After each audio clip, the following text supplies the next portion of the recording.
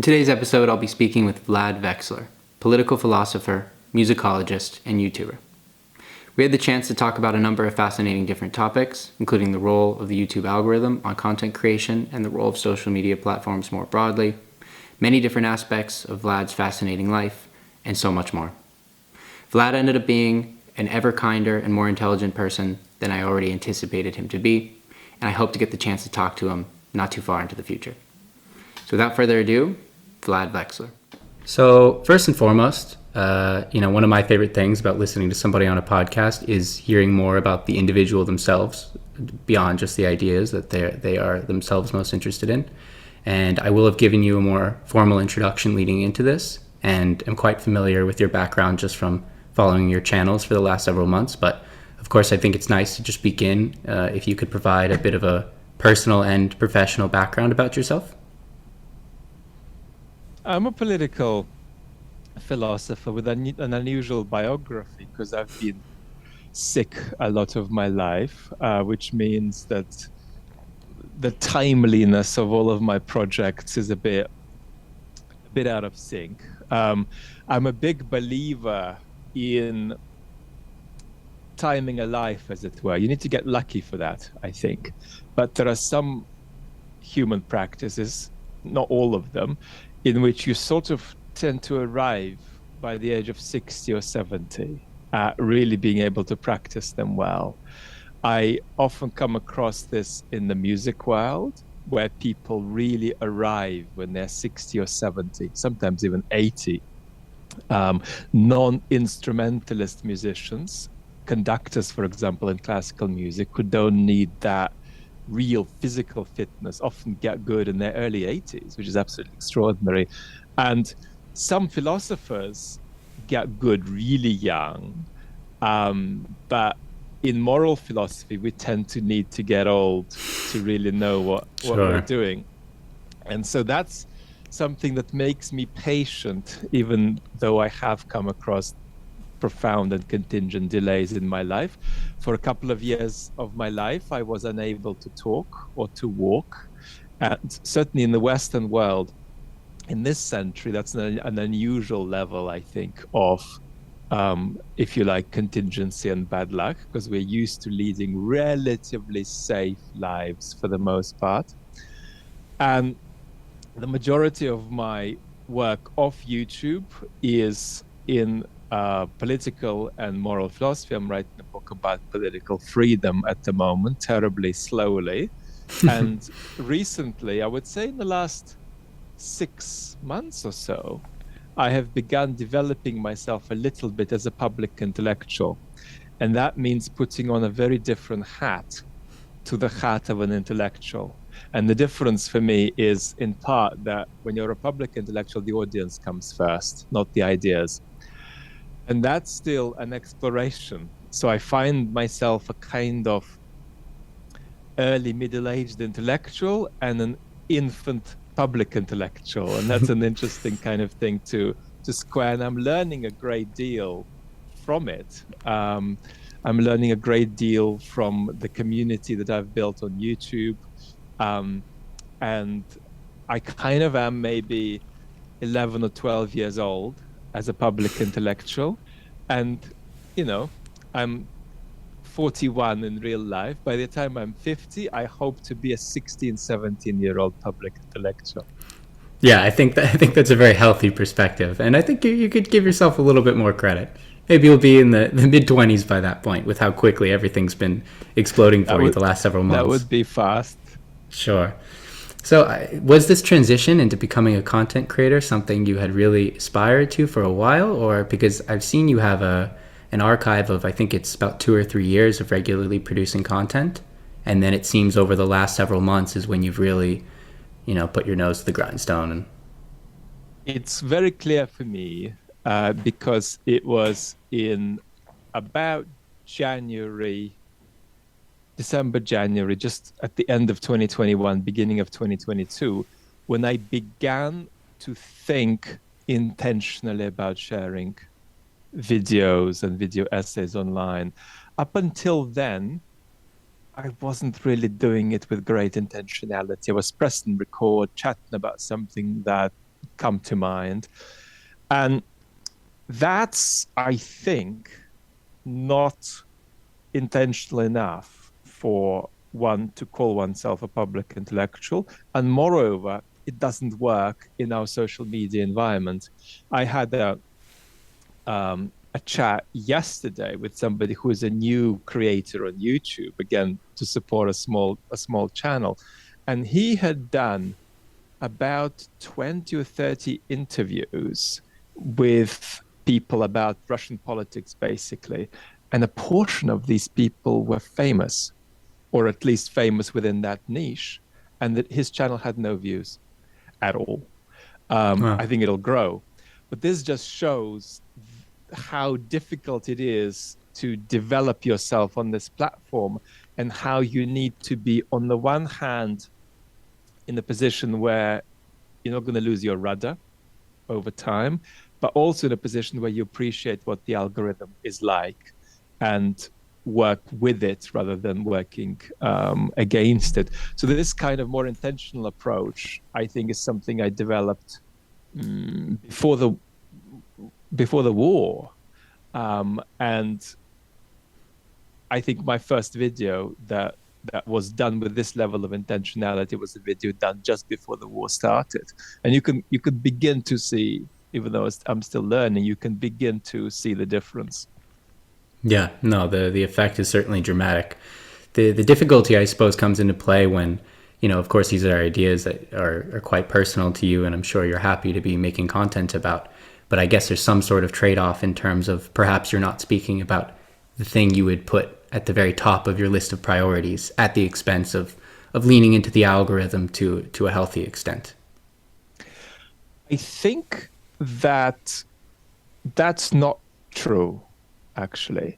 I think that what you have to do with the algorithm is package the video and then make sure that it's accessible to people who are half interested in that kind of content. And only if it's accessible to these kind of people will the algorithm then show it to people who are fully interested. And that's how it works on my channel, basically. And then I have a second channel called Vlad Vexler Chat, where basically I do whatever the hell I want. I don't think about the algorithm. But what I think is difficult with the algorithm is that you can't talk about everything that matters to you in one place very easily, which is why little by little I'm beginning several channels. But that just means that you have to break it down like that. It doesn't mean that YouTube controls what you say or even what you talk about. I don't think it does control that. So in the main channel, I'm primarily focusing on the Russian invasion of Ukraine. And I'd have done that anyway. Sure. Because two things drove me there. One is that the level of high quality analysis was a bit on the low side, to put it mildly. Number one. And number two, I think we can learn a great deal about Western democracies when we look at countries that are lacking a democracy and are particularly politically dysfunctional.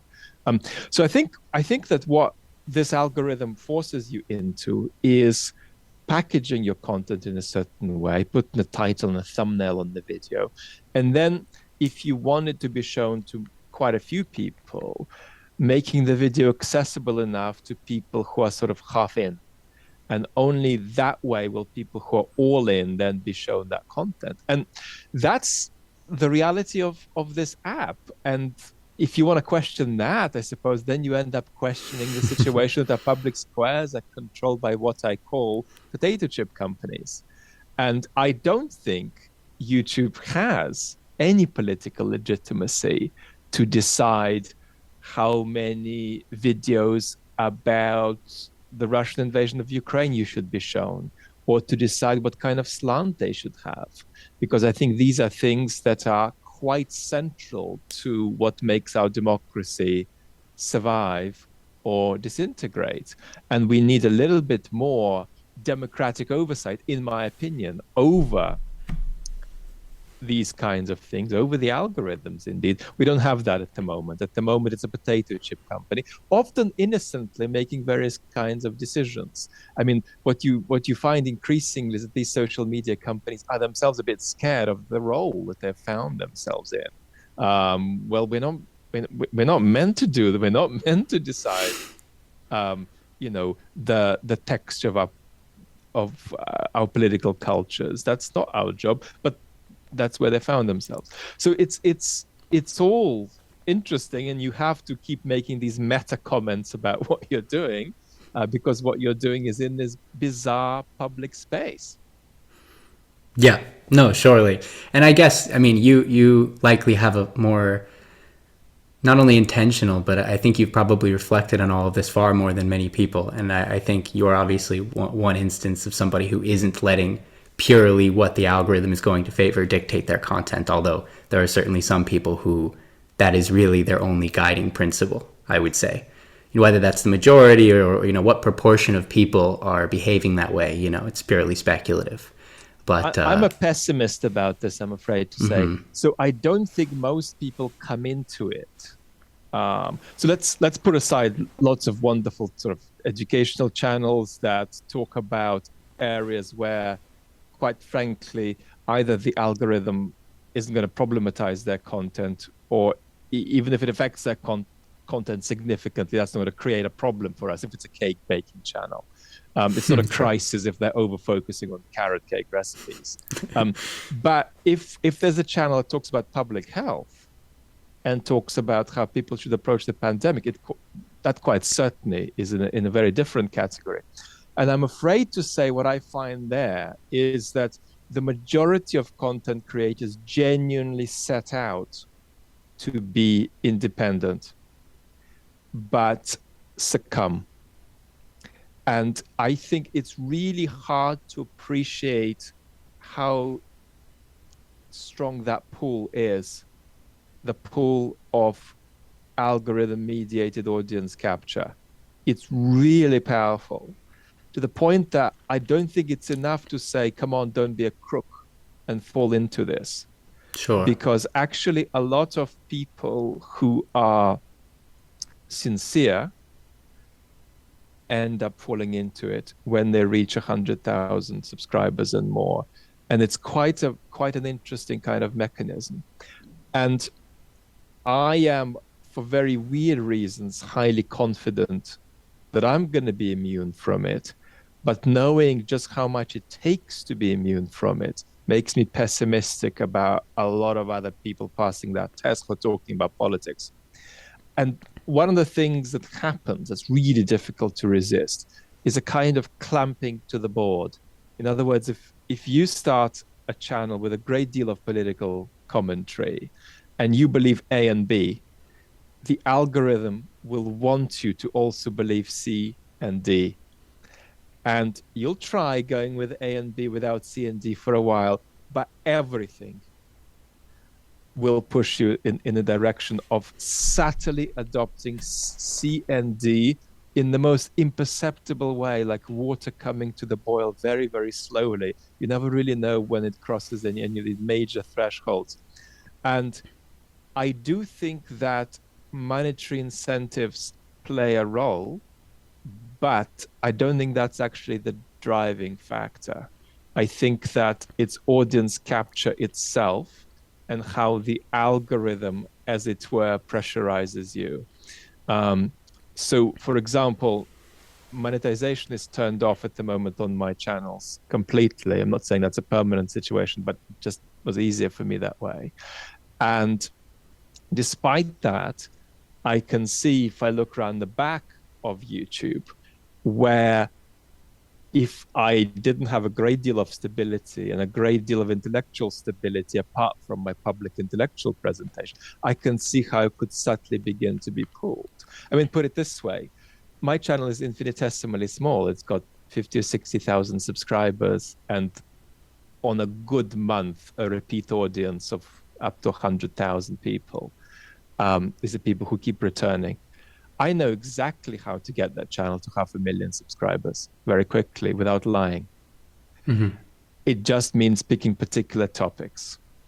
and talking points. And it means picking slightly bigger ships and sailing just behind them in their wake. And it's clear who these ships are. And I could do it without lying. And it's not tempting for me at all. It's terribly boring, that enterprise. I mean, it'd be terribly boring to have an audience of 500,000 people if it's not the right audience, if it doesn't fit into your life project properly, if it doesn't fit with your sense of authenticity, with your relationship with truthfulness, with your sense that this stuff is going to be up when you're dead and your descendants are going to be laughing at you because you got captured by the algorithm. So, you know, but I can see subtly that pool, and I don't want to name any names, but I'm aware of a few YouTube projects that are with quite a lot of good intent drifting in the wrong direction. Just that visceral effect is really hard to capture when you release a video and suddenly 50,000, 100,000 people have seen it in a very short period of time.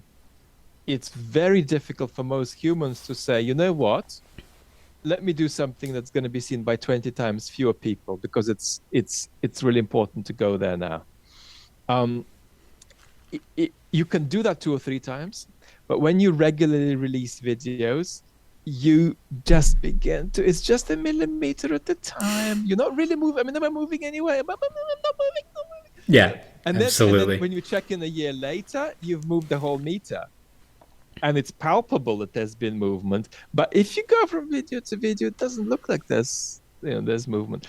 And then, of course, there is something else that's a very interesting phenomenon, which is a phenomenon of somebody who is just a very pure, exploitative entrepreneur of the algorithm. And then you can't even blame them unless you feel that content is damaging. So somebody who is a very classic example of this is Russell Brand, the UK-based celebrity personality YouTuber.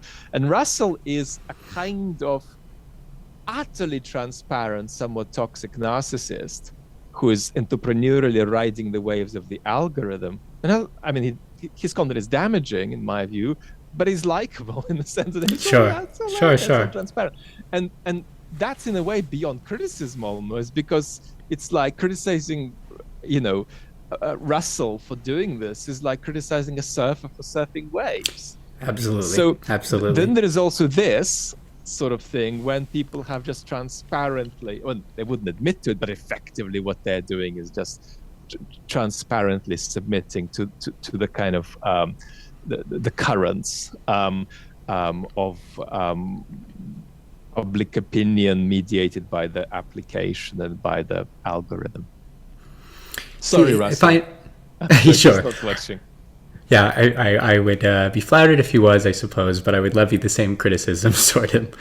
It's interesting that you take that as sort of a pessimistic take, though, because as much as I agree with nearly all of that, including the criticisms against Russell, I should probably say, I take that a little bit more positively, just in the sense that it's become so routine that people are very quick to condemn both the content creator as well as the platform for having some agenda, and it's all very calculated and nefarious, when the reality is I think it is much more gradual and largely innocent, as you're suggesting. It's very difficult to resist it, no matter how self-aware or active you are in trying to refute it. So in that sense, I see that as slightly more positive than if many of these people's speculation was in fact correct and there was somebody behind the curtain trying to pull the strings in any which way.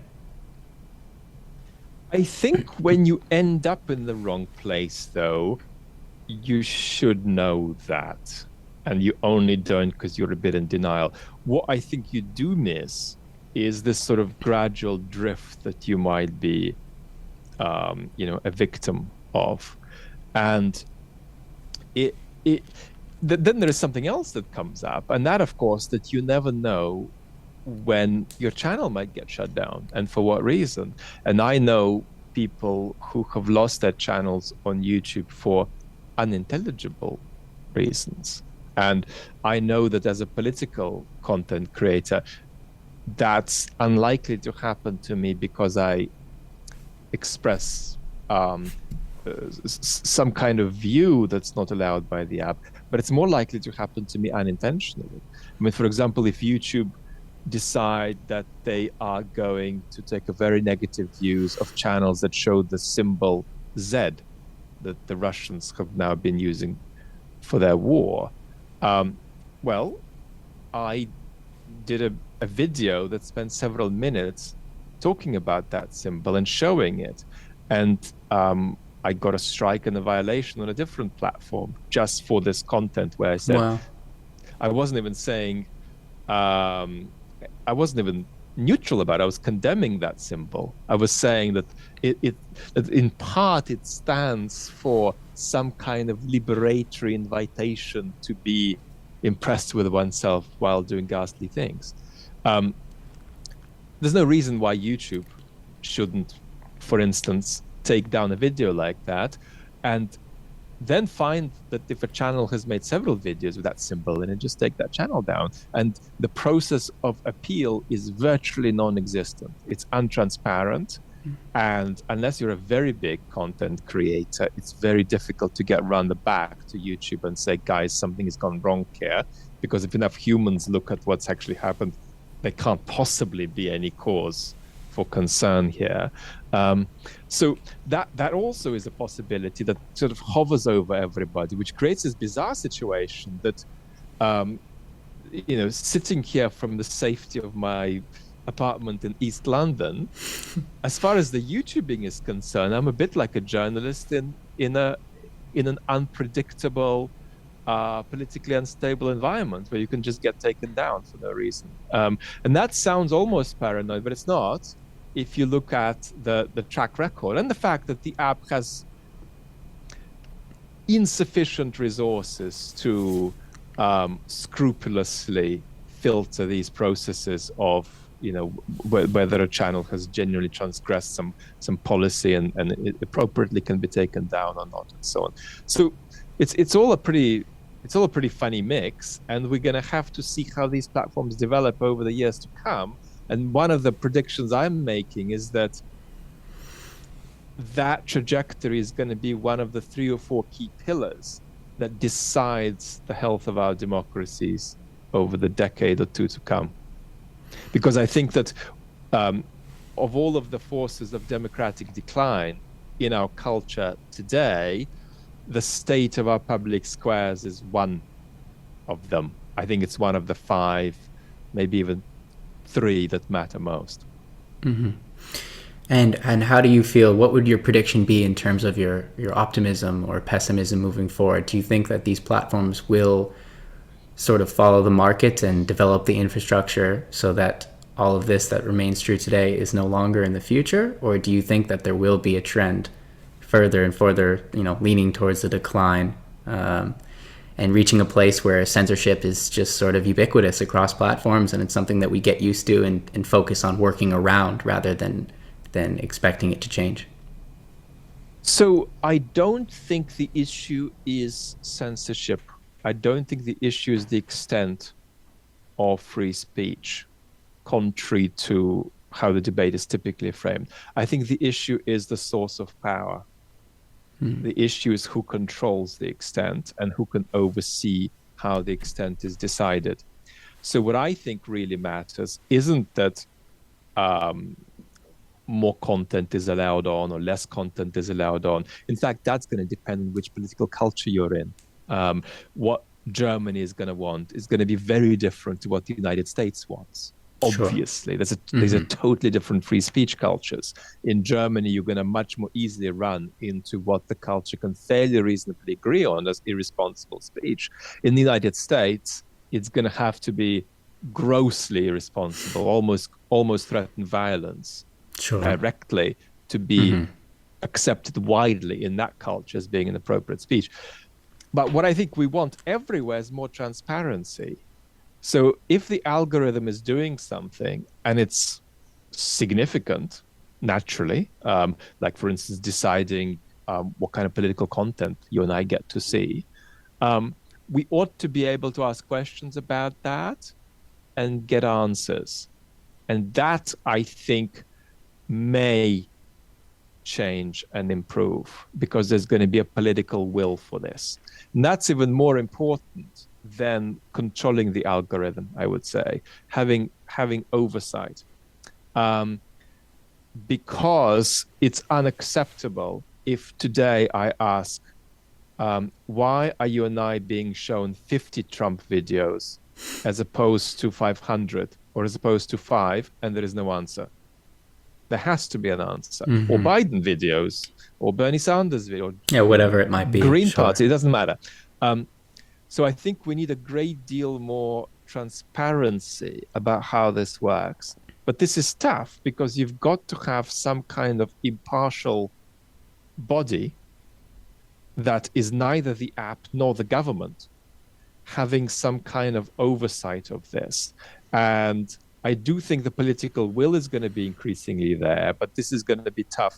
This is going to be tough to do. But what I do feel is that today, the state of our public squares is making our democracies weaken year by year. So this needs to change. Otherwise, the trajectory, just as far as that factor is concerned, and it's not the only factor making our democracies more fragile, as far as that factor is concerned, the trajectory is just going to be negative. And it's going to be possible to create marvelous communities online, but the cumulative effect of these app-controlled public squares is going to be destructive, because we're facing a crisis of citizenship. We're facing a crisis of how do citizens keep on feeling that they can still go on sharing a table of politics together. And our public squares need to be conducive to this. At the moment, they're not. They are dividing us and putting us away into ever smaller bubbles of not just different mental worlds, but different fact worlds even, right? And that's a problem. So that is a worry, and it's not going in a good direction at the moment, I'm afraid to say. And one of the things that I'm very passionate about with my microscopic YouTube channel is to develop trust with the audience. And I'm actually quite manipulative about this. A lot of what I do, particularly on my second channel, is just build trust. And I'm not building trust that I'm a nice person, that I'm warm, or that I'm kind. I'm building trust around just how much it takes me to decide to put something into somebody's head, knowing that, of course, I can just reject it. But what I want to build trust around is that I am the opposite of lazy in what I throw into the minds of people who are watching my content. I don't want their eyeballs and their hearts to be exposed to things that are sort of lazily thrown in there because that's just what I happen to feel like on the day, or that's what algorithmically is easy for me to do. I want to be really intentional about that. That doesn't mean that I need them to agree with what I'm putting in there. And it doesn't even mean that I need to be right. It just means I need to be very intentional. And so around that, I'm trying to build trust, which I think is very important in this environment. And I think that more audience creator relationships should incorporate an ongoing explicit or implicit dialogue about trust development, trust sustenance. And I think that that's not a great solution, because you're, of course, just still leaving all of this in the business of individual communities and individual creators. That's not enough. You still want some sense that the algorithm is somehow transparent to some democratically accountable body. But putting that aside, I do think it's very constructive for creators to have these kinds of procedural relationships with their audience that aren't just about, oh, here is the view that we're all gathering around, and then on we go. I think much more important than the view is that there is some kind of sense of the fact that you're going to a restaurant and the chef could get the recipe wrong, could get the ingredients wrong, but the chef is not just going to throw random crap on your plate. Either stuff that's easy for them to do or stuff that they think you're going to eat because it's sweet and delicious and so on, superficially delicious. But there's a real responsibility that the chef feels to make sure that the day after you've had the meal, not during the meal, but the day after you've had the meal feels good. That that's morally and physically good for you to have the stuff that's that you've consumed inside you. Yeah, absolutely. And as I suppose I would be a representative viewers of yours, it is in fact noticeable. And contrasting yourself and many other creators who would feel the same about, I think a lot of these things are sort of implicit, right? Because, for example, one is just the frequency of uploads. Because sometimes you have content creators who are just uploading with a frequency such that it's just not possible to put in the necessary amount of thought and reflection to have that trust that what is being put out and the ideas put forth are worth taking very seriously and have the integrity coming from the content creator, if that sort of makes sense.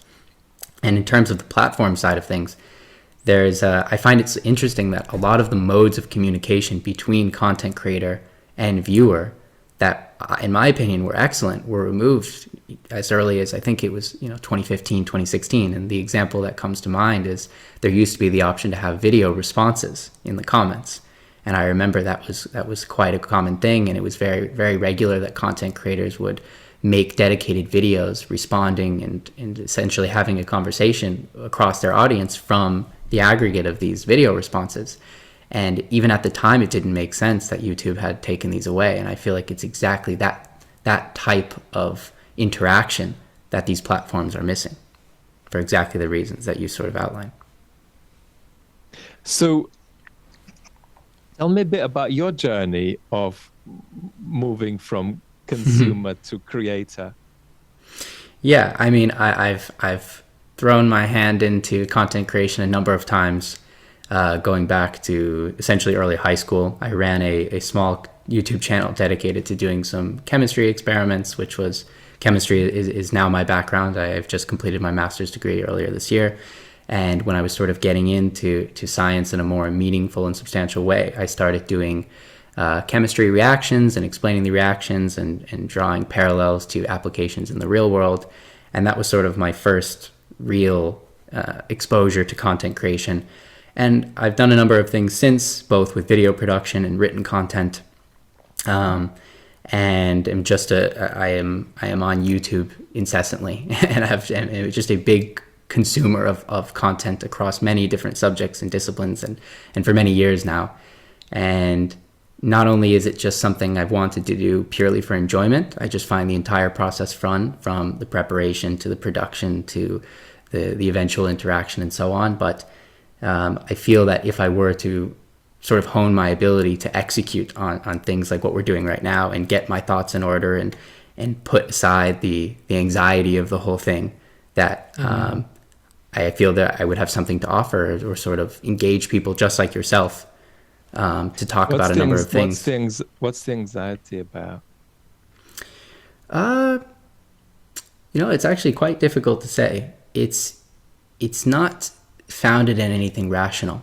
There's just sort of that, I suppose it probably comes from a lack of experience of having sort of intellectual conversations with people other than some of my closest friends and family, where it's entirely unimportant whether I misspeak or potentially push the boundaries too far in any particular direction.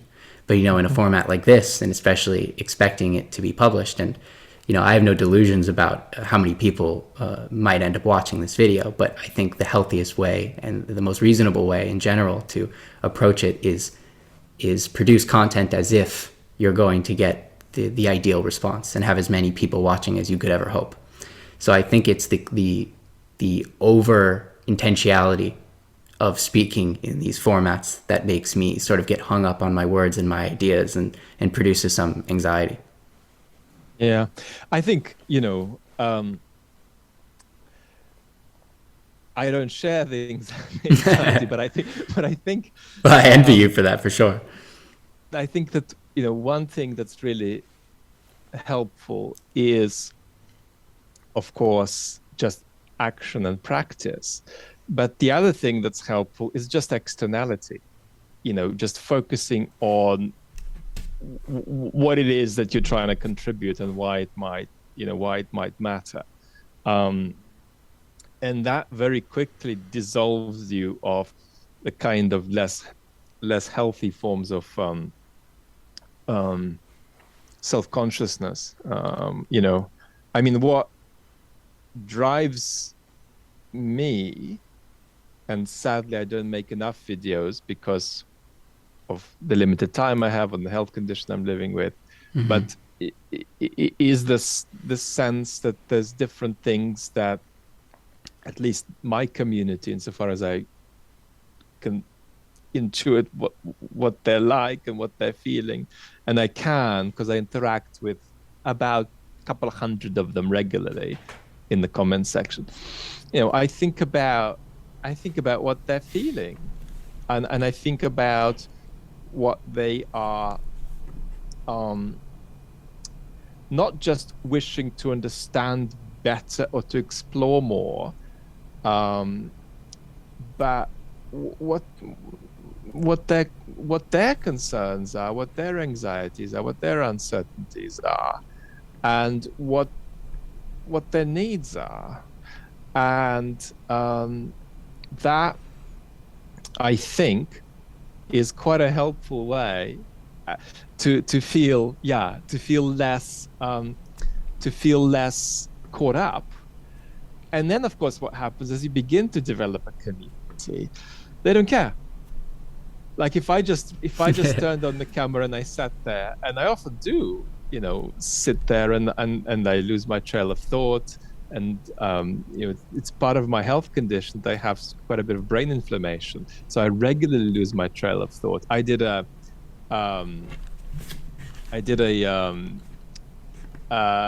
interview yesterday, as I just said to you a little while ago, that it was about an hour long, and for the last 10-20 minutes my brain was just fried. I was barely making any sense. I was speaking so slow and it was mostly silence, but it was great.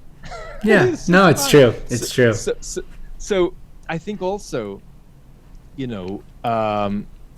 as long as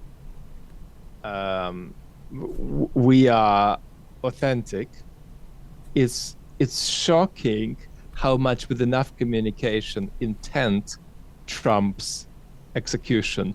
Intent trumps the actual performance that you deliver. And you begin to sense that when you talk to people about things that are genuinely worrying for them. You often release a video and feel that none of the things you said mattered, but that something underneath what you said mattered, and that brought some value to people. So it's sometimes hard to make that absolutely clear, because YouTube has this sort of rather dogmatic way of thinking about the education niche, and the education niche is when we turn on YouTube and we're trying to learn something new. But I think the education niche can take different forms, and in fact, maybe you could also think of some things as not really being best framed in these terms. But anyway, I'm not helping you, but I'm just no, I appreciate that. For sure. Practice is always the only solution. Absolutely. One of the things that I was shocked by until I began to think about YouTube more intentionally is that I was used to public speaking, but not to speaking to a camera. And it never crossed my mind there were different things. And if right now it's 9-10 in the evening, you made me speak in front of a live audience of 200 or 300 people naked about a topic that would be announced to me on the very moment I go on stage, that wouldn't stress me, and I'd be completely comfortable with that. And that's because some of us in the academic environment are used to giving talks and it's all casual and so on. But then I discovered that has no connection at all to when you turn on the camera. and you can't communicate. You can't see. Exactly. It's also something you learn, um, and with practice, you begin to be able to interact a bit more and just get used to this silly object. And I'm still using a mobile phone for all of my videos. I did only one video with a camera, and I found that strange. Wow. What is this thing staring at me? Sure. But you get used to it. And for me, it took me probably, yeah, 5, 10 videos to understand that I couldn't just bring over a public speaking way of connecting to speaking into a camera, that needed something a bit different. So there, yeah, but I just think, practice is practice plus relaxation makes perfect eventually. Yeah, no, absolutely. And I've only recorded a few episodes thus far, and it's striking how much each time I finish, and the first thing I do typically is just sort of collect my thoughts, sort of the meta commentary I have for myself about what I might improve and what I noticed, and how, just to give you one example, is I find I may throw out a question, and there's so much substance, and there's so many follow-up questions and things I'd like to add or further inquire about throughout the course of that response, that it's just impossible to sort of, first of all, isolate which one to choose. There, when there's 5 to 10 questions that you would be very excited to ask.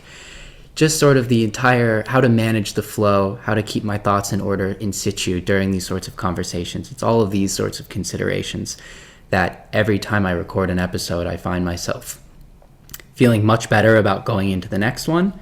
And yeah, it is just that process of throwing yourself into the deep end and trying to be as self-aware about every aspect of the process and managing it. So I completely agree. And I would like to think it will continue to improve each time, but time will only tell. And yeah, speaking perfectly in line with everything I just said, I don't want to keep you too long. So there's a few things in particular. Yeah. Okay, perfect. Yeah, there's a few things, a few major questions I'd like to get to. One final, touching on your background. You've mentioned it several times. This is really for my own curiosity more than anything else, that you were born in the Soviet Union and then transitioning to living in the UK. You spent some time in Israel. And I've just been studying. I did my master's degree in Jerusalem the last several years, and just was very curious about how you found yourself there, how long you were there for, and so on. I was there as a kid for 4 years, from the early to the mid-90s, basically. And the move to Israel was part of this vast experiment in blood and belonging, basically, which took hundreds of thousands of Soviet, let's be honest, not just Jews, but sort of semi-Jews who were trying to pass for being Jewish enough, but really were escaping for economic reasons. Sure. And it was, as far as nearly everybody I knew, actually, a primarily economic immigration. So that's part of why it didn't work out so good. And for me, it was magical.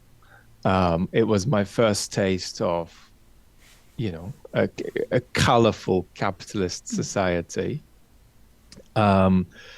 It was at an interesting transitional period because at that time the Soviet Union was disintegrating, and then the first Gulf War was starting when I was just fresh in Israel.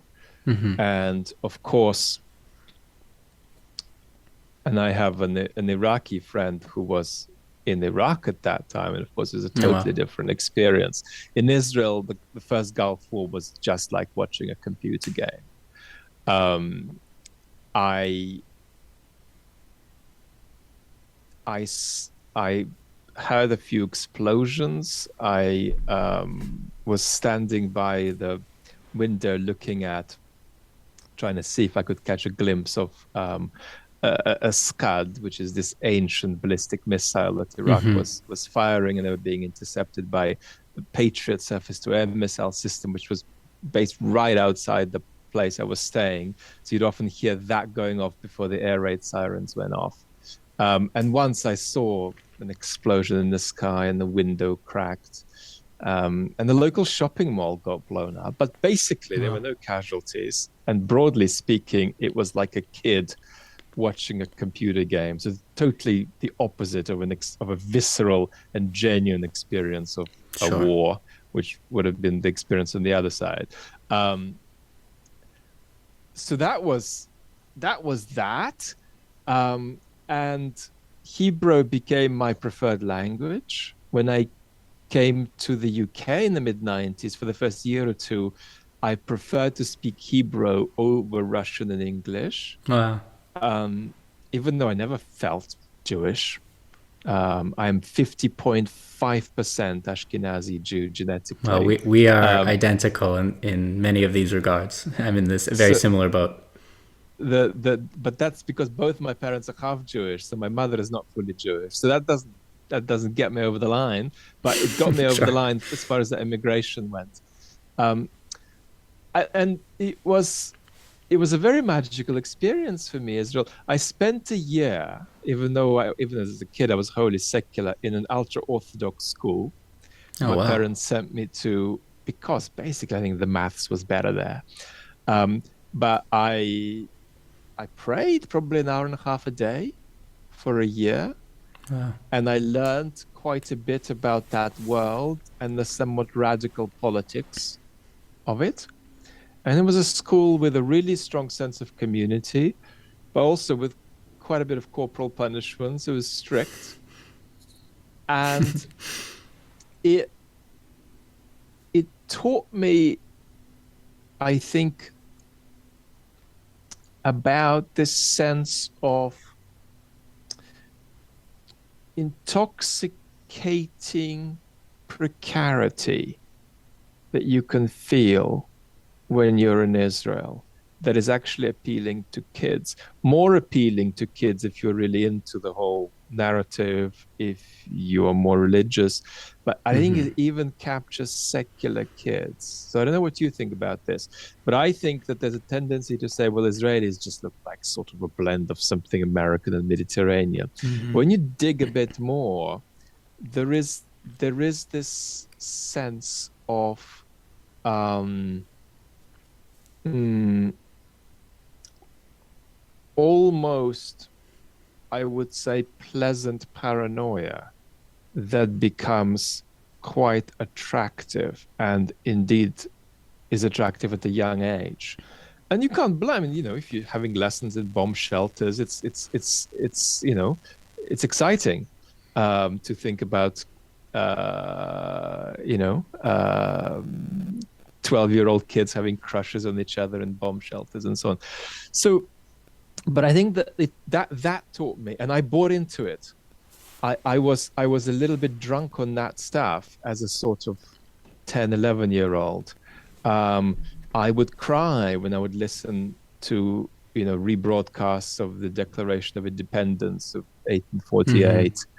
I was mesmerized when I went on fishing trips to near the Golan Heights with these Russian immigrants who would fish, and I would sometimes just stand on the side and walk around. There's this kind of extraordinary, eerie silence there.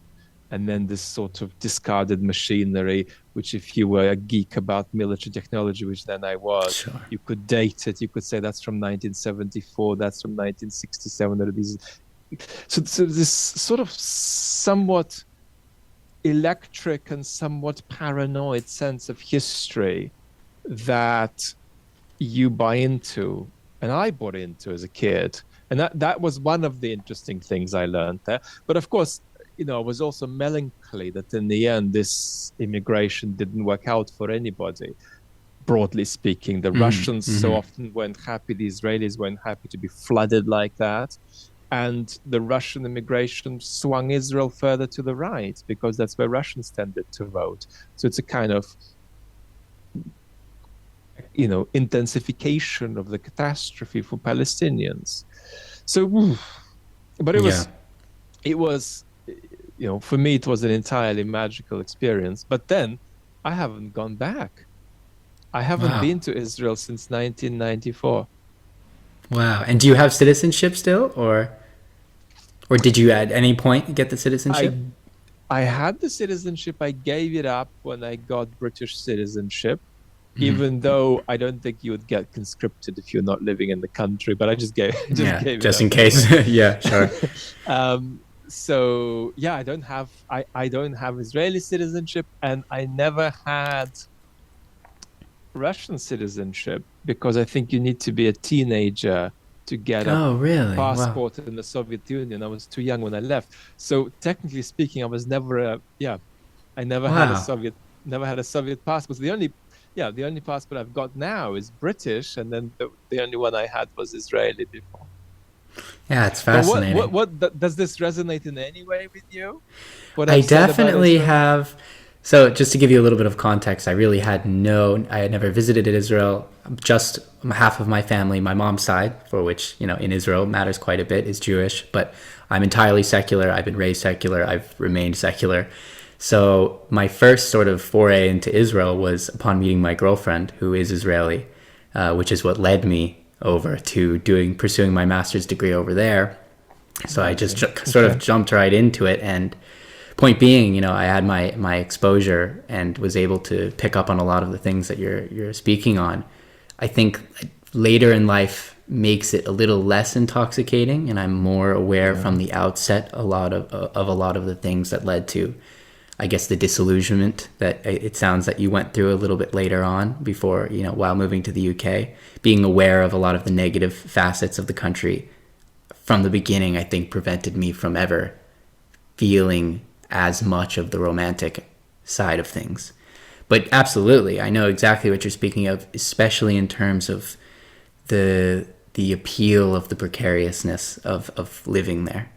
And I was there during the most recent conflict war, however best to sort of categorize it. And yeah, it's a very strange thing to experience because it's horrible what's happening. There's really no way around it. It's horrible, and I am far from a diehard Zionist, to be frank. Mm. And but there's some excitement of standing outside and seeing the Iron Dome intercept thousands of missiles, and like you said, go up to the Golan Heights and get to see all of to drive by large swaths of fields that still have active landmines and are fenced off, and they have a lot of the old tanks from several different wars, I suppose, up there. And yeah, there's a lot that's so much more than meets the eye, and that's exactly why I bring this up.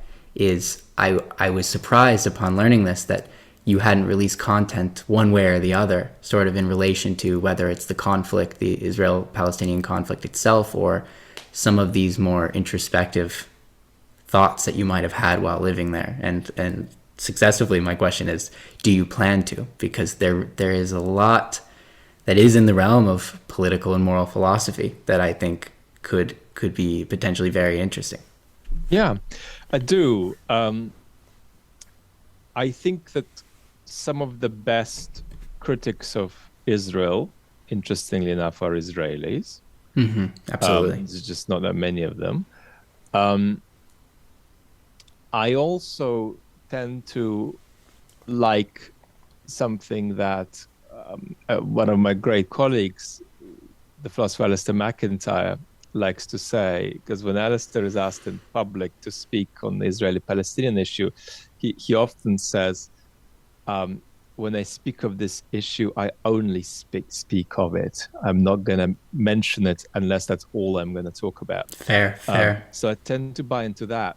And I think there are several topics on which I'm going to have to do maybe something like an hour-long video. That might be one. The pandemic we've had might be another. Sure. Public discourse about it. I think that there are some things that are quite problematic to mention briefly, especially if you're not going to do a series of videos about them. I see. Because I think when you do a series of videos, it's easier. So even with these Russian videos I've done, what they really are is just a set of brush strokes. Each video is just a few brush strokes on a canvas. And only in combination with the other videos, you begin to kind of see how I'm trying to cast the canvas. So I think I'm going to have to do something like that. Okay, yeah. I To was bring people. just But curious. am I going to talk about it? Yes, of course. Sure. Of course. Yeah. Yeah. Okay. That was fundamentally my question, is whether you had the intention to, because as you said, I mean, perhaps I would certainly understand if it was something that you just feel wasn't worth really going down the rabbit hole, because as you say, once you open that door, it is a commitment to paint an accurate picture and to do it justice from every which way. Yeah, and that's why I think it's probably going to have to be something longer. And but I'll do it for sure. Okay. Well, I very much look forward to it. So one of the other major things that I wanted to make sure to get to is Isaiah Berlin in general. And we're swinging back a little bit towards the beginning of our conversation, because, when going to, even superficially learning about you, going to the about part of your channel, one of the first things that you note is that you're actively writing a book about Isaiah Berlin. Yet I think the only video that I could come across both your channels was in 2020, if I'm not mistaken. And I understand if perhaps the reason why you haven't been producing content is because you would like to focus all of your thoughts and efforts in the book rather than on your YouTube channel. But I wanted to know sort of where there are many fascinating and incredible minds of that period of time, and on that are concerned with the same things that Isaiah Berlin was concerned about. Oh, I think a camera might have just died. Give me just one moment. Hold that thought. No worries. Switch to my webcam. This will have to do for the moment, if that's all right. So I wanted to know what got you particularly interested in him and his ideas, to the extent that you will take the time to write and publish a book. Some of it is sort of personal. When I first came to this country in 1994, came to England, I went to a really shitty school, and it was specialized in basically kids who got evicted from other schools for violent conduct. And I was just fighting, sort of defending myself. And I didn't learn English properly until about 2 years into being here. And I began to learn English properly when I picked up a book by Isaiah Berlin called Russian Thinkers. And I read the book, and I began using words from the book long before I understood what they meant. And on I went from there. So in a certain sense, I learned English by reading Isaiah Berlin. Then, of course, I came to know a lot of people who were his friends. So there are these kinds of connections. I never met Isaiah Berlin. He died in 1997, which is just a bit too early for me to have met him. And it wasn't clear that there'd be a need for me to ever say anything about him. But I think what happened is that after he died, he got incorporated into academic debates via a secondary literature that began to sprawl on him. And I had the instinct that some of the things weren't correctly weighed in that literature, or some of the things needed to be said in a slightly different way. I actually think that most of my grievances have been rectified by very recent work on him. But nevertheless, there's something worth saying about Isaiah, and about how what we can take from him in the way we think about how a modern pluralistic society works, particularly how modern pluralistic society understands the value of liberty. And Isaiah Berlin has an essay on liberty, which was an inaugural lecture to the Chichley Chair of Social and Political Theory in Oxford in the late 50s. And Isaiah struggled a lot writing that essay. And the essay is really very interesting historically, because on the one hand, it is universal on all syllabuses. I mean, you can't do a philosophy degree, you can't do a politics degree, you can't do any kind of introduction to political theory without running into that essay. On the other hand, I would say 70 to 80% of professional philosophers think it's a terrible essay. It's incoherent, it's contradictory, it's poorly written. So some people would say it's just sort of baggy and vacuous. Other people would say it's a sort of uninteresting restatement of Hobbesian or Lockean conception of liberty that was anyway already easily available to us. So what is going on there? Why is this man, on the one hand, enjoying such enormous reach, on the other hand, is widely disrespected in the academy? And that's to do with the kind of thing that he was up to. He was a public intellectual, more than he was an intellectual, going back to what we were saying before. That's interesting. And he was a very organic public intellectual.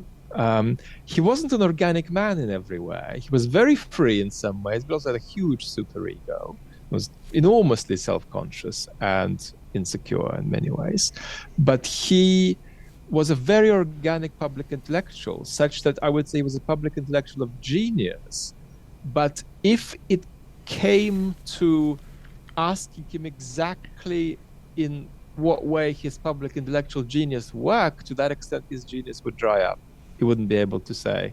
And one of the things that you often see is essays by Isaiah Berlin being read as though they were academic papers and being kind of correctly judged to be bad, if that's the way to interpret what they are.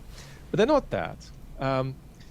And Brian McGee, a good friend of Isaiah Berlin's, whose many videos about philosophy and interviews are present on YouTube. There's dozens of them, and I invite everybody to have a look at them. And Brian, with whom I had many conversations about this, used to say that Isaiah Berlin is one of the two greatest essayists in the English language of the 20th century, together with George Orwell.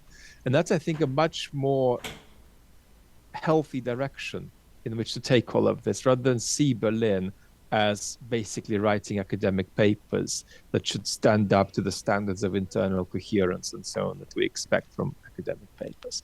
So what Isaiah Berlin is a public intellectual who is not clearly even practicing a single discipline. He's not clearly a philosopher. He's not clearly an historian of ideas. He's not clearly an historian of philosophy. What he is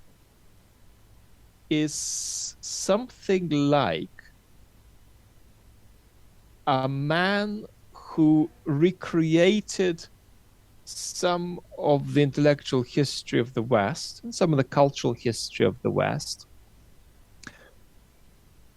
by taking major thinkers of the past and wheeling them out to us almost like soap opera characters, often not representing them accurately, but nevertheless presenting them either in a way that's very compelling in terms of some aspects of what they really were, or presenting them in a way that's very compelling, at least in terms of important currents in our culture that he just sort of projected onto them. And as a result, he gave us something absolutely extraordinary and continues to do so. And his reach is unbelievable. I mean, there's nobody in academic philosophy who was recently alive, who has that kind of reach outside of the academy. So it's very difficult to frame exactly what he was doing, but he was a kind of public intellectual who almost created his own sort of discipline that can't easily be categorized in any of the sort of divisions we have. Underneath it, there are real philosophical interests, but they're often not fully articulated. which is why when undergraduates ongoingly try to reconstruct his arguments, they and their professors, I'm afraid, virtually never get it right, because the philosophical work there is often off the page, because that's how Isaiah went about it.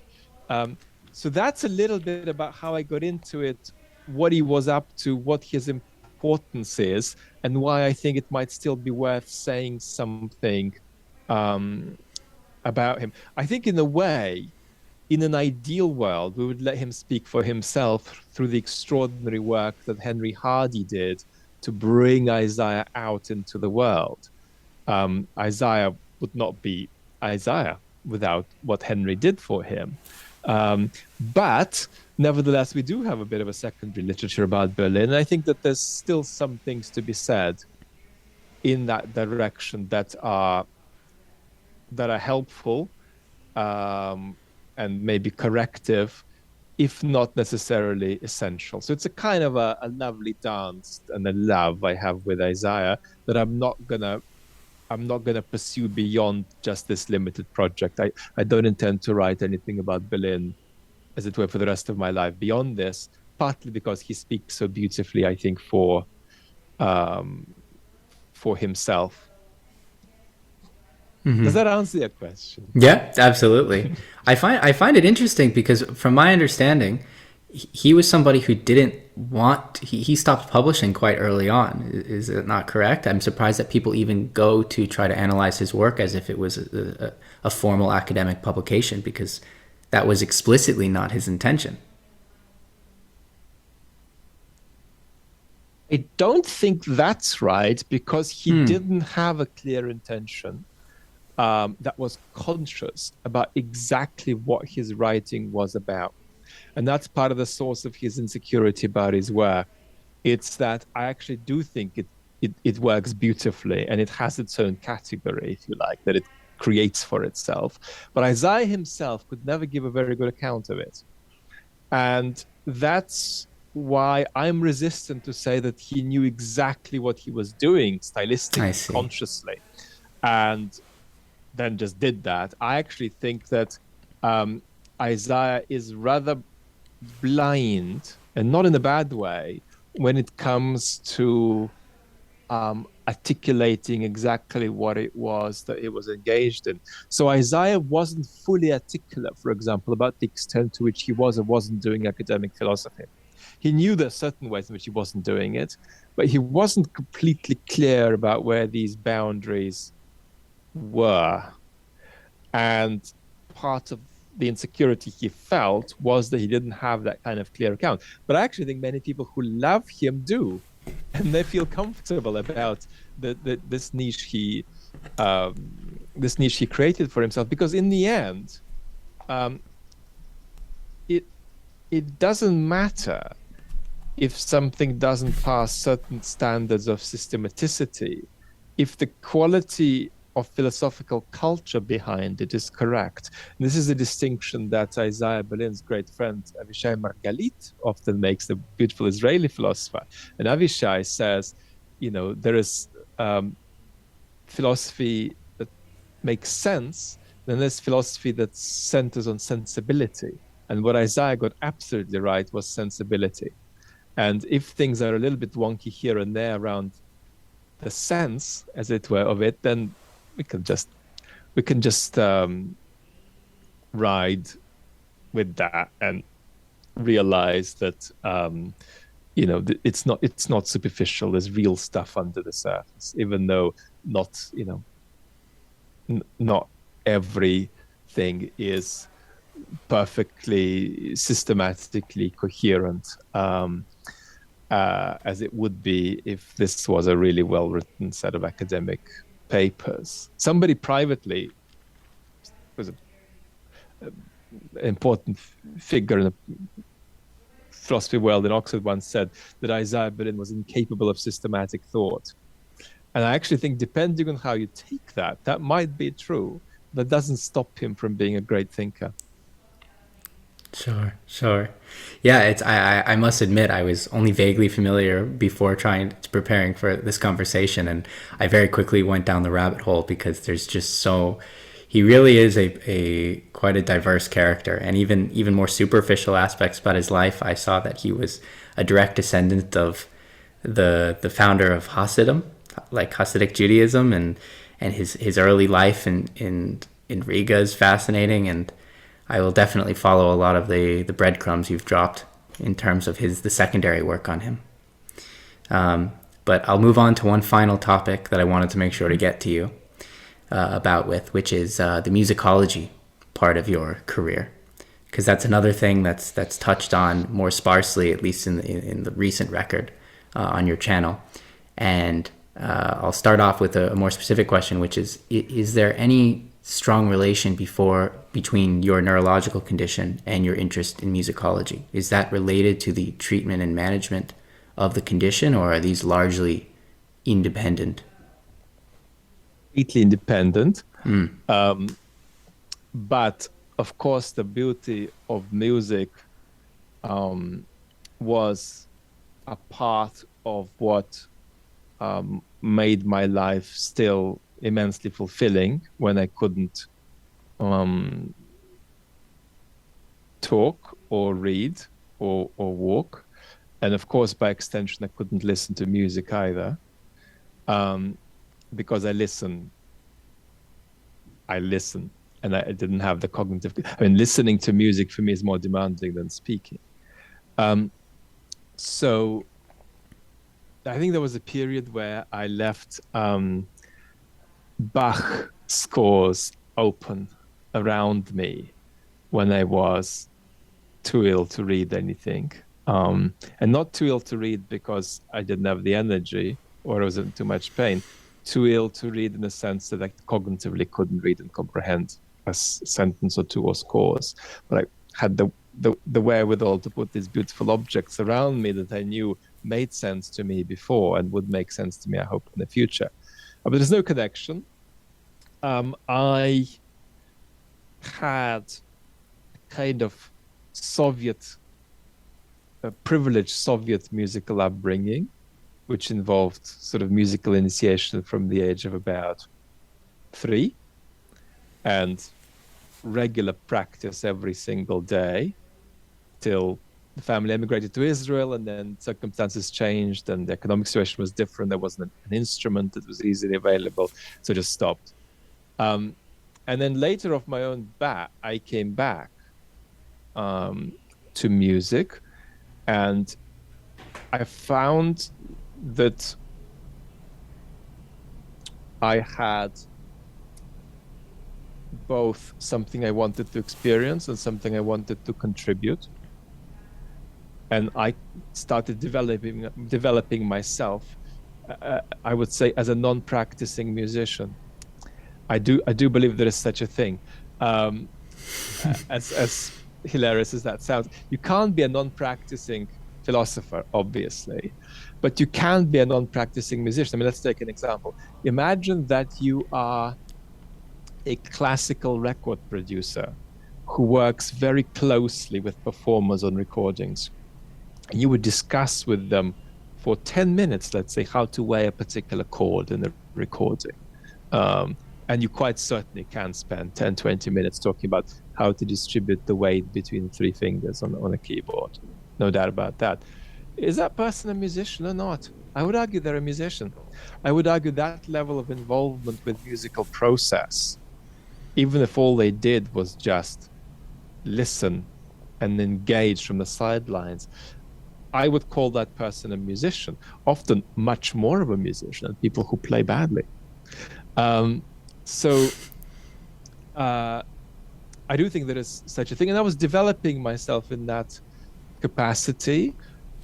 That sort of thing matters to me enormously. I mean, one of the key values in my life is what I call rhythmical strength, which is when a performance is given that shows a certain kind of rhythmical tension that connects one note with the next in a particular way, but also keeps the whole piece together on a single breath, on a single line of tension that never sags. That's absolutely vital value in my life. Now, how does this turn into any kind of a contribution? Well, obviously, with me, it's going to turn into a contribution by applying language to music. And here I'm right at the beginning of doing things. Before the pandemic, I did a couple of things on humor in music. I think my last conference paper was on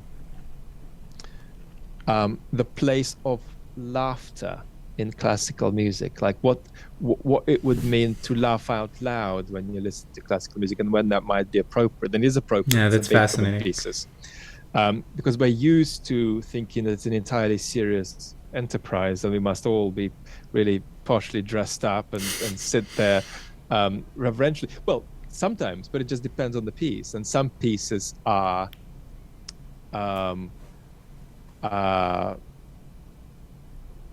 hilarious, farcical, absurd, ironic.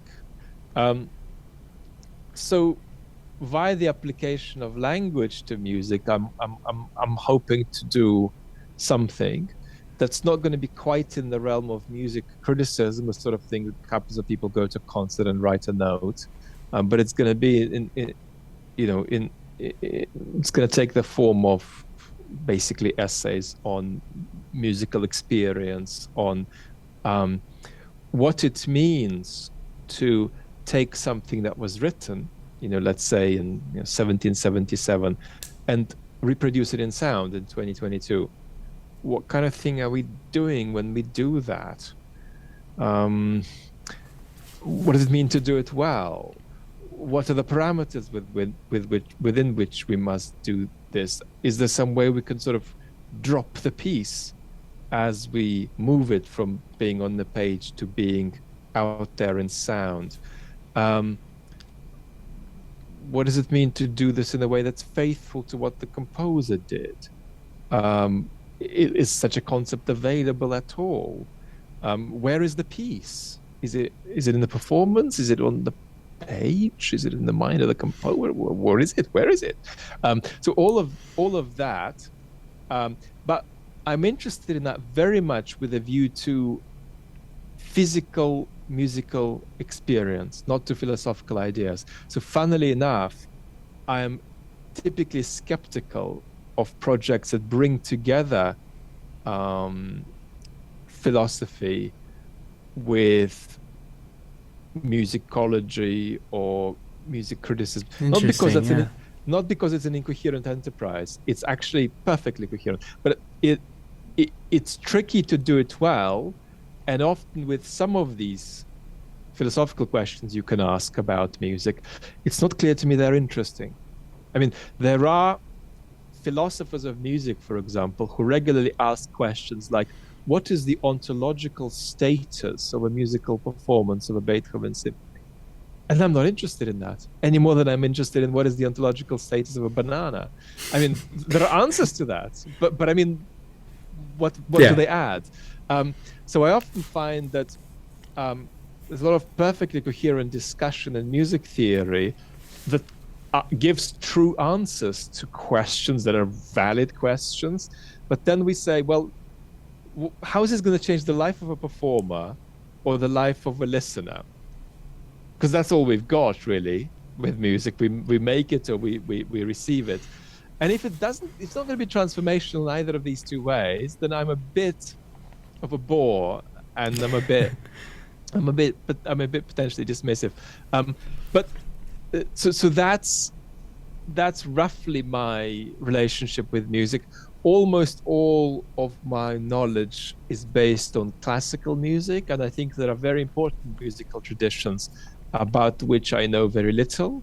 And then there are also important non-Western musical traditions about which I know very little. So I'm specifically sort of interested, I suppose, in music in the context of Western art production. Um,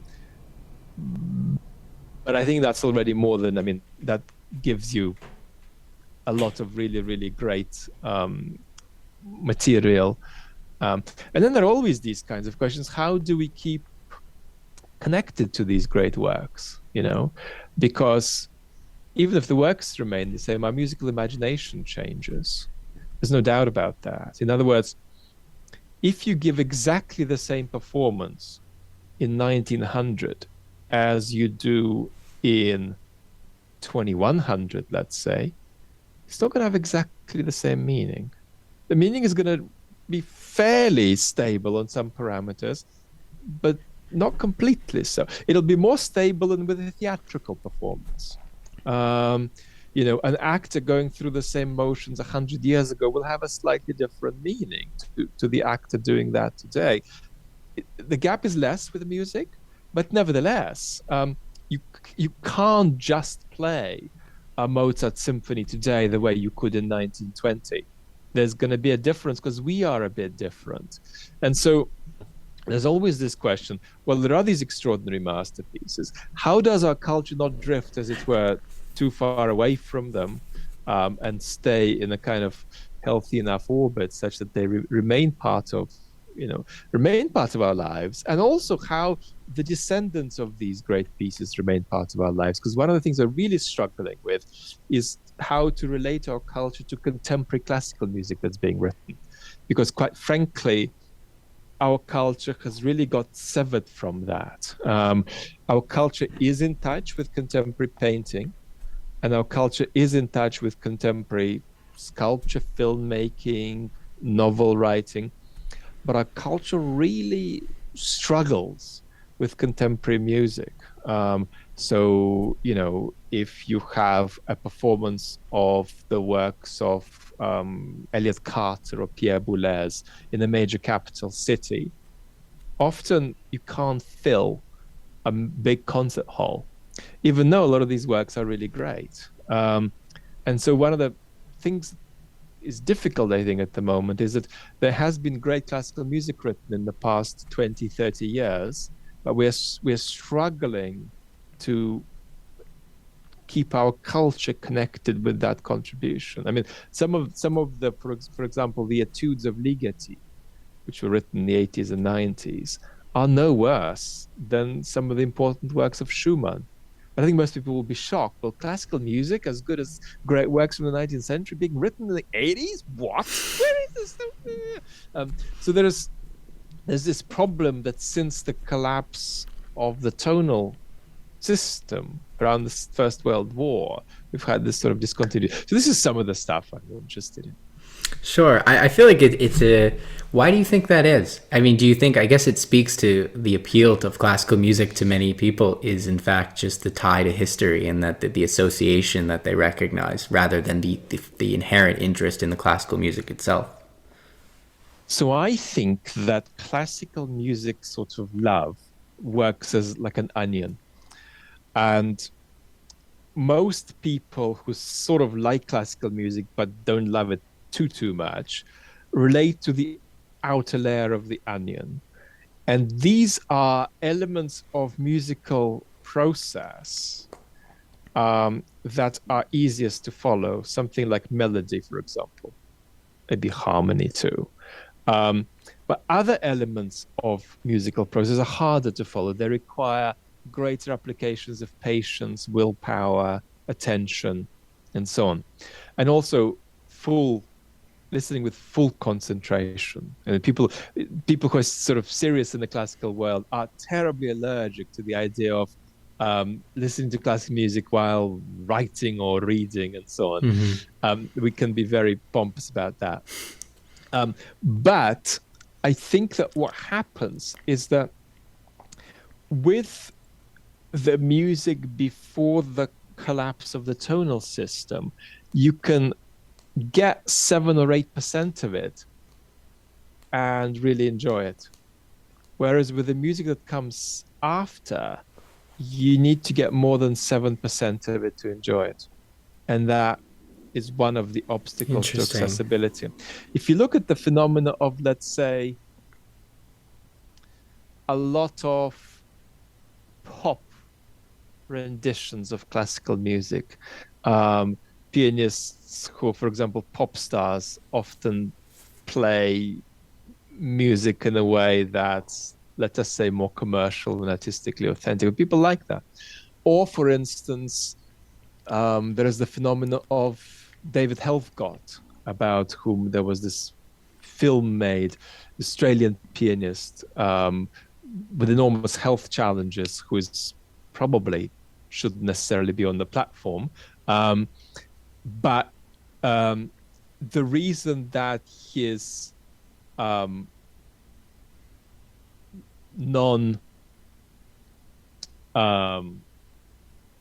non-engaged, shall we say, playing is appealing is because it gives people sort of 7 or 8% of what Mozart or Beethoven did. It gives them like the melodic outline, and that's enough. So I think there's this sort of onion story, and the music that is enjoyable, even if you get the outer layer of it, is the music that stays. And the music where you need to get 2 or 3 layers to really get anywhere with it tends to be more resistant. But then there is also something else, that you've got to commit to music as a process in time. And that's very, very difficult. And what happens, I think, is that even though other art forms are also processed in time in a way, you appreciate them, painting is, I think, but not in quite the same way. And so it really is a bit more possible for people at least to persuade themselves they've got something from a painting by looking at it for 30 seconds. Now, I don't believe that's possible. I don't believe anybody can understand the painting by looking at it for 30 seconds. But you can feel that you've got something from it. Whereas if you just walked through a room in which a Beethoven symphony was played for 30 seconds and walked out, that would make no sense at all. And I think that one is easier for us than the other. And also just the continuity a bit. I mean, you can go and look at a Matisse for 2 minutes, then have lunch, then look at it for another 2 minutes, and then have a coffee, and then look at it for another 2 minutes. And you can layer your experience of, let's say, a particular painting like that without this sort of a single continuity. Whereas with a piece of music, you've got to be there for 20 minutes and kind of give all of yourself to it and do it in silence. And we struggle with silence. And so the fact that it's a process in time in that way, I do think poses a real challenge for us, but also gives us enormous gifts if we do make that investment. But it is a problem. I mean, how do you get somebody who is stressed and busy to fully give themselves for 20 minutes to a piece of music in such a way that it's not that they're getting something from it, relaxation and pleasure, they're giving things to it. Yeah. I've just come back from a long day at work. I've barely got enough money to keep things going. I'm stressed, I'm exhausted, I'm uncertain about what next week's going to look like. My kids are going crazy. My dogs are upside down. One of the dogs has run away. I haven't shopped for dinner. I'm going to give my nervous energy in silence to Beethoven for 20. Are you out of your mind? Come on. Yeah. So there is this aspect of privilege there, I'm afraid to say. Having said that, we also have to be frank and say that the joys of this music are universally available to anybody who can put in the time, and the joys are quite remarkable. And if one can make the time, it could be something that's for you. I don't think it's something that's for everybody. I just think it's impossible to engage with all the beautiful things in life. I often find that, if somebody has just a profound relationship with poetry, let's say, that might crowd out their relationship with the visual arts. So it's life. No, it's not for everybody. Sure. But I certainly do think that there are people who would get an enormous amount out of it if only there was some possibility created for them to taste it and see if it's for them. And one of the things that really matters here is, I'm afraid to say, education. And I think that there's a huge gap in standard between our education in the literary arts and our education in the musical arts. And we kind of take it for granted, but I think that gap is a cultural contingency. It doesn't have to be there. I think that it's very difficult to sit at a table of people who, let's say, go to cultural events, read books, or people who've got PhDs or whatever, and sort of bring up a, let us say, a novel or a Shakespeare play, and have people at the table just not get at all what you're talking about or what's going on. But the degree to which that's true with music is amazing. I mean, there are people who read Shakespeare who are sort of like in nursery when it comes to their musical appreciation. And you might say it often works the other way around too. And I would say no, as a whole, no. So there is this kind of really interesting asymmetry. And often people feel that, yes, I've reread Macbeth 4 times, but I also appreciate music because I listened to this really pretty recording of Vivaldi. Well, maybe Vivaldi isn't a great composer. Maybe there's something better and deeper out there. But that often is where we end up. So there is this kind of asymmetry, I would say, in how educated we are. But I also know that what I'm saying now could also fall apart very quickly as an argument, because I grew up in a culture where I actually think in the Soviet period, classical music education was really heavily emphasized. It was a bigger part of the culture than it is in the West. But it was done in such a mechanical way that it actually lost a lot of people along the way. And my own classical music education, with some exceptions that were marvelous, was quite mechanical and at times at risk of putting one off, and not cultivating the kind of love for very precious, beautiful objects. I mean, when I was in this music institution as a kid, before I went on stage for a performance, I would go through that performance in the practice room with a blindfold. That's too. I see. That's too. That's beyond too the line. Sure. It's like trying to teach somebody history by just giving them lots of facts. It's that Sure. kind of thing. So I think there is also classical music education that can go wrong. And you have, as a result, this sort of structural crisis. I would still argue that's still a problem in Eastern Europe with a lot of classical music life, that there are a lot of classical music professionals who don't love music, that are generated by this system. That's a very bizarre sort of thing. Yeah. And I think it sometimes breaks down when it comes to singers, because it's very difficult to be completely alienated from what you're doing as a singer because it's just too immediate. But there are a lot of instrumentalists who just sort of play the way my accountant does my accounts. And that's entirely possible. And there can be systems of education that drill this in, but don't do it in a sort of missing the point, I suppose, right? Inviting way. Well, even worse. I mean, you might argue that's worse than not doing music at all, because it's got to be a very visceral kind of physical embodied thing. It's at the core of your sense of what it means to be in the world. And these are pieces that are so magical, they feel like they bring messages from other worlds. I'm not saying anything spiritual or metaphysical here. So sure. Yeah. Anyway, yeah. But I do think that there's this huge gulf in musical education, and there's the number of enormously smart, highly educationally privileged people we've got in the West who are spectacularly musically illiterate is interesting.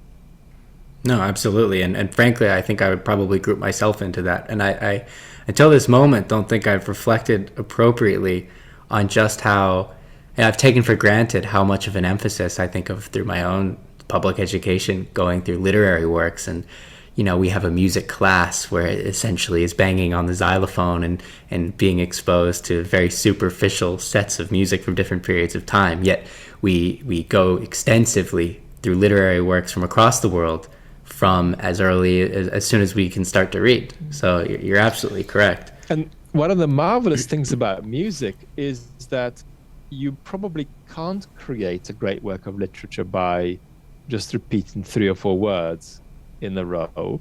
But I actually think you could bang with a stick on the wall of a cave in an extraordinary way. And that reveals something quite interesting that sort of goes possibly counter to everything I've just said, which is that there is a certain sense in which music is music, is music, is music, is music.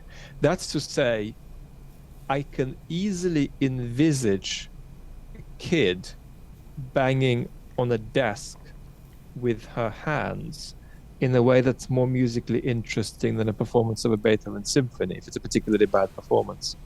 That's also quite extraordinary about music, that the way that music is music is music is music, and the way extraordinary things can be done with very, very, very simple means. For instance, if you're doing something rhythmically remarkable, you can literally do that by banging one thing or another thing. So it is quite basic. I mean, I don't think it's really conceivable to have a human culture that doesn't make music. We all make music in very different ways. So there isn't, despite what evolutionary psychologists dream of, some kind of universal account of why we make music that's going to be rich enough to explain, the Delta blues and the string quartet. But our propensity to do that sort of thing, I think, is a universal human thing. And that's why I think it's always lovely when a culture gives possibility for that universal human propensity to be more interestingly expressed. Yeah, no, absolutely. Everything we've touched on today has been fascinating, of course, but this in particular has engaged me in a way I didn't fully expect it to. So thank you for that. I appreciate that. I'll let you go because, again, I know it's already quite late and don't want to keep you or anyone listening too long. But what I'd love to do perhaps in the future, give me a year to sort of hone my craft a little bit, and maybe we can have another conversation and follow up, catch up. That's a deal. We're going to do that. That's a deal. Perfect. Thank you so much. Fantastic. Really, I've very much so enjoyed speaking with you, and I'm sure anyone who may end up listening will love to hear everything we've covered.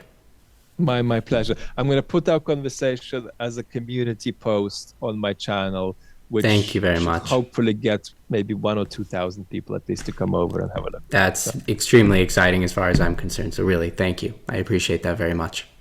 It's lovely to have spoken to you. Take care till a year from now. So absolutely. Trust me, I'll be following up. No question.